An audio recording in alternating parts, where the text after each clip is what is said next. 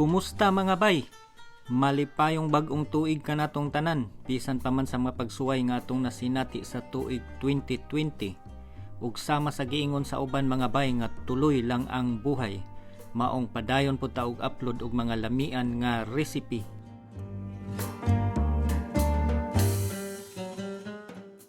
Ug ang recipe nato karong adlaw mga bay kay usa sa akong paborito, ang atuang pork steak.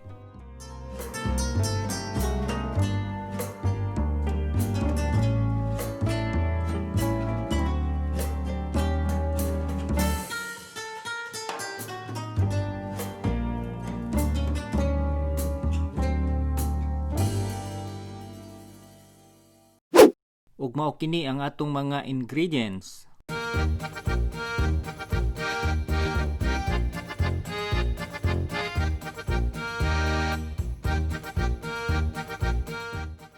Alang sa kompleto nga listahan mga bay, palihog lang ko og check dito sa description box sa ubos.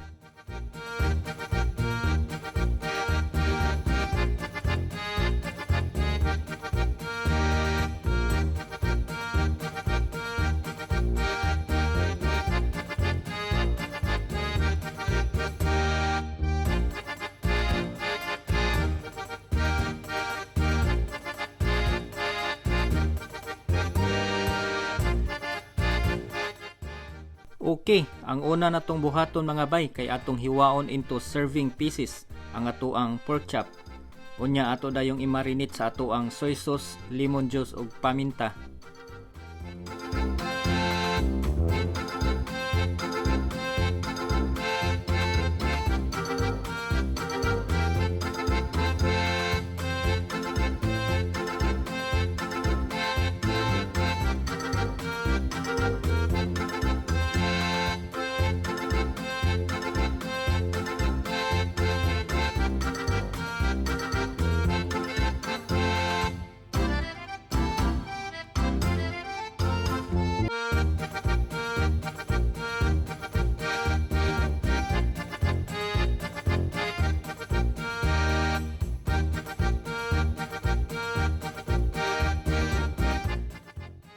After mamarinate mga bay, ato lang ni siyang i-set aside for 1 hour o saan nato lutoon.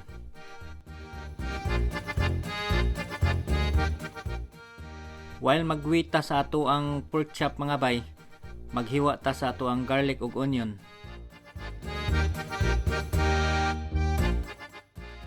Nahuman na ang 1 hour mga bay, proceed na ta sa atong second step.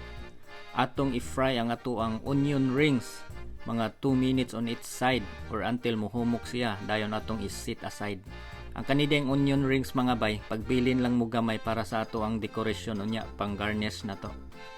Kanideng atong kaha mga bay, kung nakabantay mo gasgas na kaayo, kay ang daan paninamo nga kaha.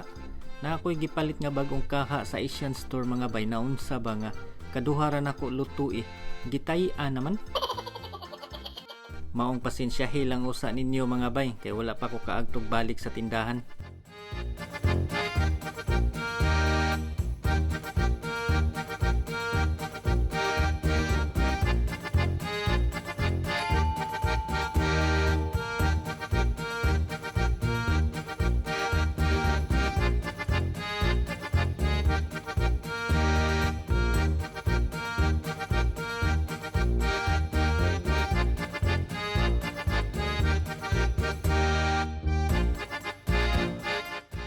Inigkahuman nato og fry sa onions mga bay, ato sad ipan fry ang ato ang pork chop mga 2 to 3 minutes on each sides on medium heat.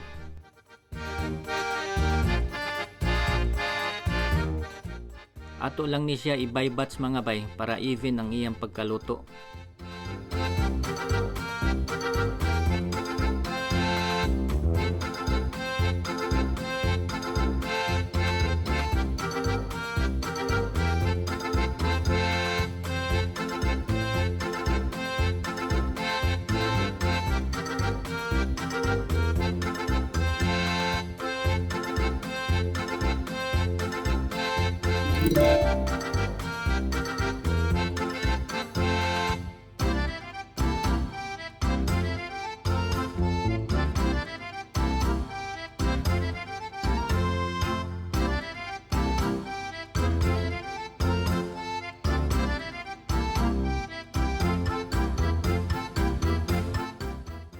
Nikaluto na sa first batch, ato nang isunod ang uban mga bay.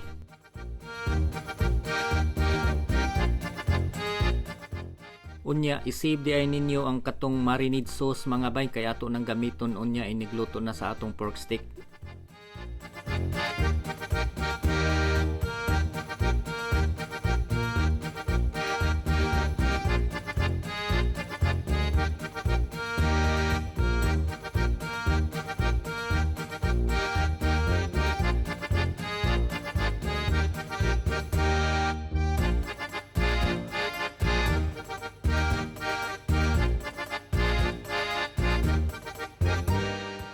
After mapan-fry na to ang ato ang pork chop mga bay, ibani lang ang mantika nga nahabilin sa ato ang kaha. Bilini lang kanang igo rang makasute sa ato ang garlic.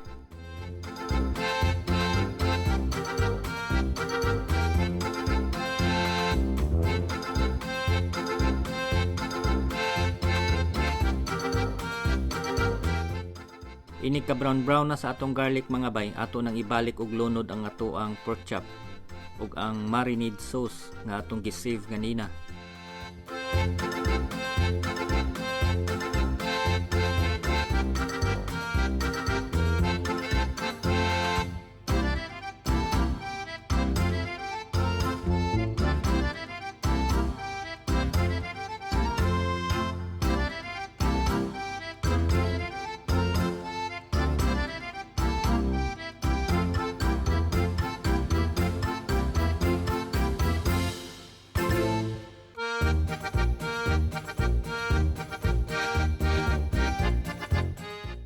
Dayon nato lang i-mix kadali. Dayon natong i-simmer for 5 minutes.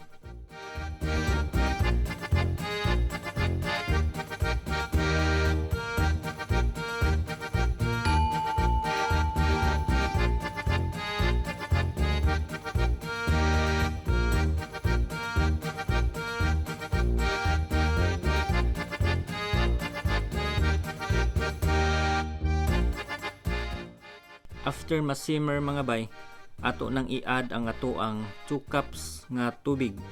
Then atong i-simmer og utro for another 10 minutes or until mohumok na ang iyang karne.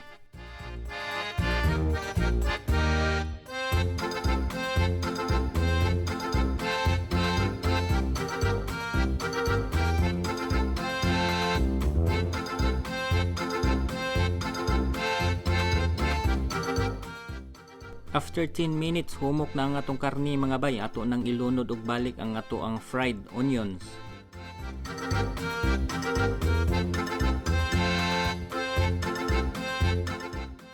Ato sa diay ilunod ang ato ang sugar mga bay. Nakalimot ko og record ganina. Dayon atong i-simmer for 3 minutes.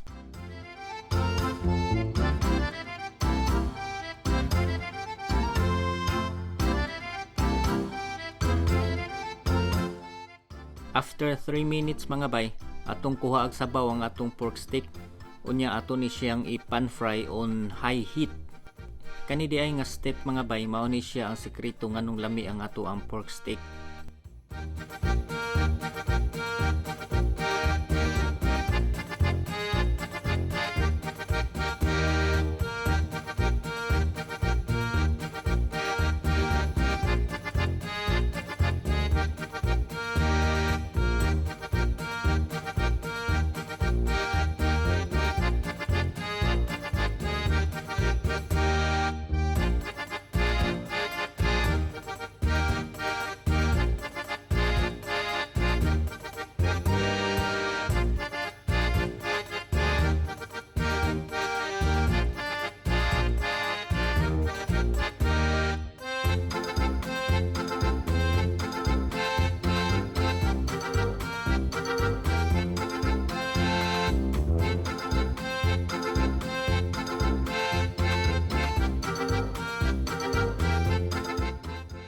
Nikahuman na to og pan fry mga bay, ato nang ibalik ang sabaw nga atong gikuha ganina. Unya ato na dayong butangan sa ato ang fresh onions. Dayon atong takuban kay luto na.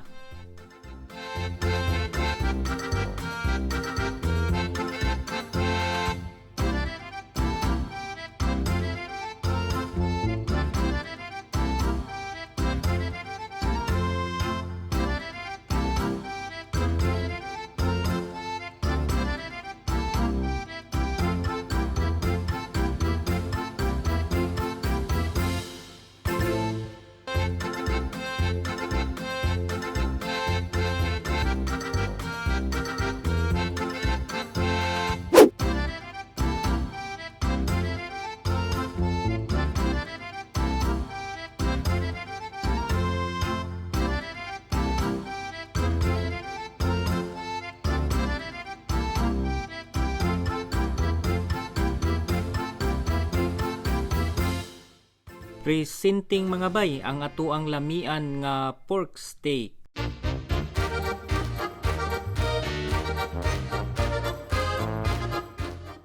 Ug kung nag-enjoy mo sa atong recipe karong adlaw mga bay, please ko og like sa ato ang video. Unya, subscribe pud mo sa atong YouTube channel para makakita pa mo sa atong i-upload nga mga videos in the future.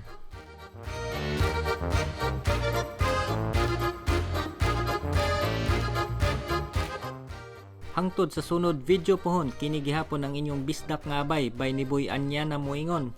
Daghang salamat sa inyong pagtanaw ug bulahan nga bag-ong tuig kanatong tanan. Amping tanghurot mga bay.